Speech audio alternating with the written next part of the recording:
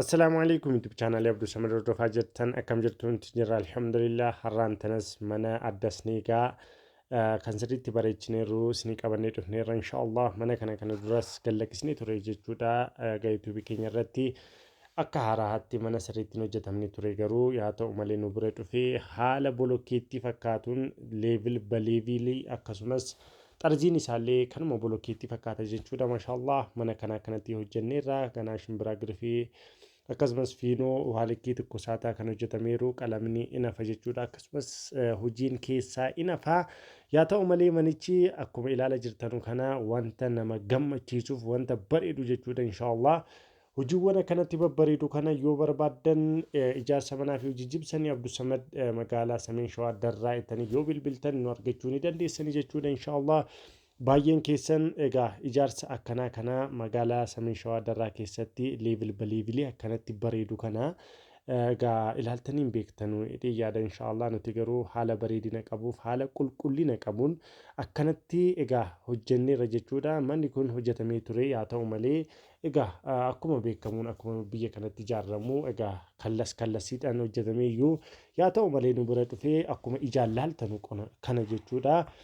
akkanatti bareechinee egaa qulqulleessinee hojjechaa jirra jechuudha inshaallah ganaa hin xumuramne innaa xumurame immoo wanta inni fakkaatu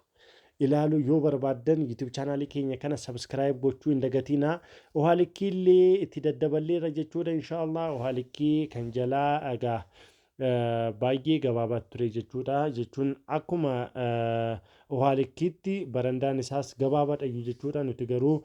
barandaa isaa itti daballeerra xaara isaas itti daballeerra jechuudha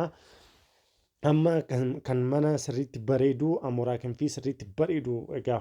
gooneerra jechuudha inshaallah diizaayinii illee sammumarraa itti daddaballeerra jechuudha inshaallah kunuun kun mana kana dura ilaaltanii sani jechuudha inshaallah mana ambiraa miti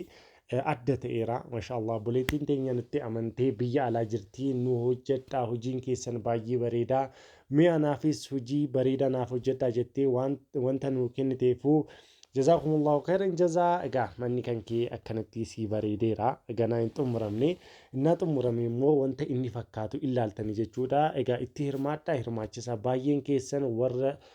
warri Sameen Shawaa Darraa keessatti jiraatan jechuudha sirriitti itti fayyadamaa har'as kaleessa isinitti himaa jirra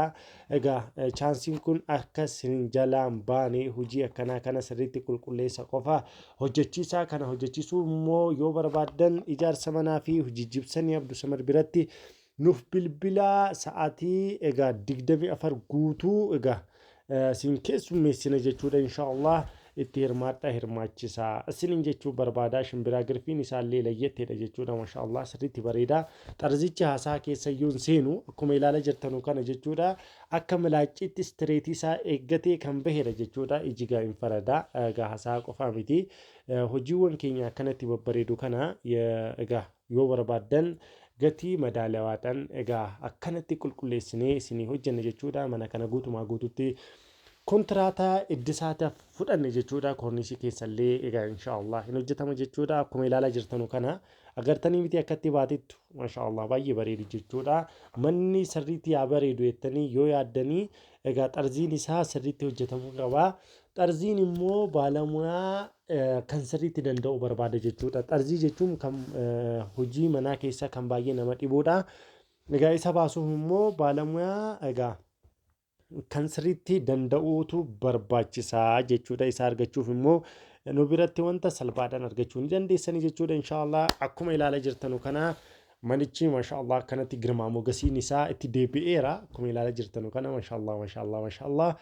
egaa yoo viidiyoon isinitti tolee sheer sabskiraayib gochuu hin dagatiinas jechuun barbaada warri ijaarsisuu barbaadan